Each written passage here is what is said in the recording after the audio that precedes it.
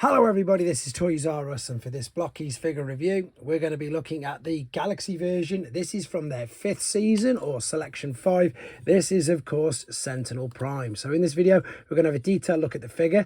We're going to compare him with some other blokees figures that just so happen to be Sentinel Prime, as well as some normal blokees figures, some standard Hasbro figures just to give you an idea of size, and of course we have to look at the beautiful boxes and everything which they come in. So as I start to move all of these out of the way, I'd like to remind anybody who's not subscribed to the channel, if you'd like to hit that subscribe button for me now, please. And also to thank showz, because that's where this came from. And as you can see, they got it to me quickly and safely.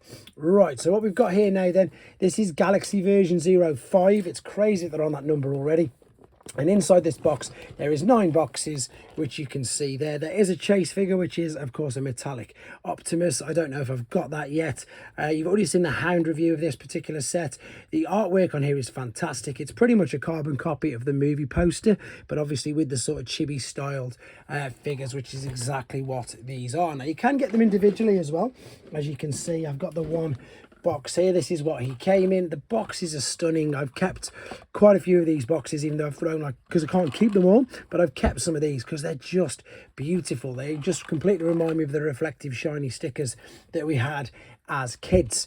Right, let's have a look at the figure itself then. So I've built him up, and I am going to do another video building these up because it's slightly different to the previous 4 Galaxy versions. And what I mean by that is some of the parts come pre-assembled.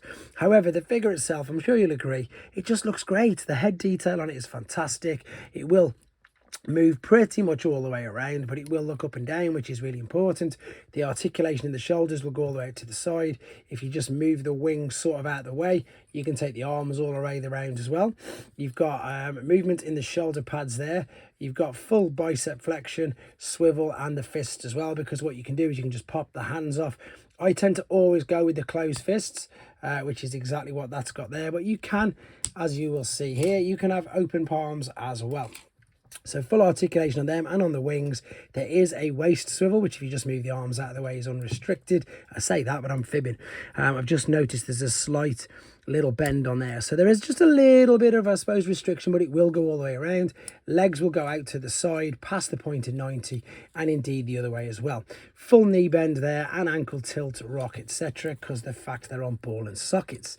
So again, I'm pretty fond of these figures now. I like the fact that they're a bit of fun. I've completely come to terms with the fact that not all my favourite Transformers figures are going to transform. And as I say, I'm happy with that. We've got some instructions there. We've got a base that they all come with.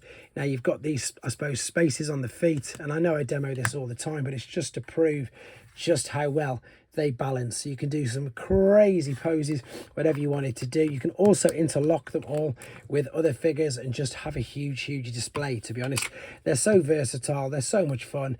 And I think I've already done the one where, as I say, where you could do, of course, the scene if you wanted to. We can just do it again with this particular Megatron if you wanted to, of course. Yeah, there you go.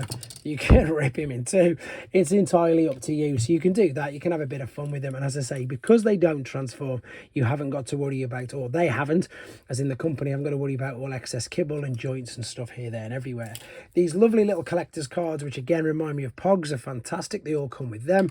And he comes with 2 of these blades as well, which of course we saw in the movie. Now you've got a choice. You can either have them 1 in each hand like so, which again still looks really good. Again, fully posable, but I'm not that good at posing figures, but you can see there that doesn't look too bad. Or you can take this there, just bring this slightly up, and then of course you can pop this one in the bottom as well, and you can wield that brilliantly. That's just so cool. The gold's a little bit reflective, which again is fantastic.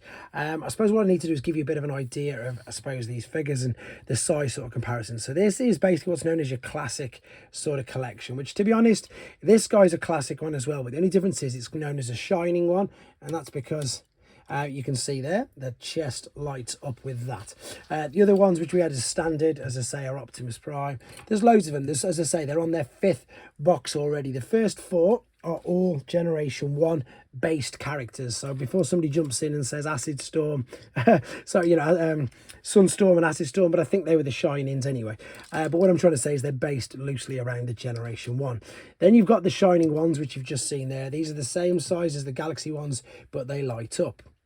You then move into the classic class, which is far more detailed. Only costs a couple of quid more, nothing crazy to be honest. This one's a mix. I've got this half and half between the powered up mode and the normal mode.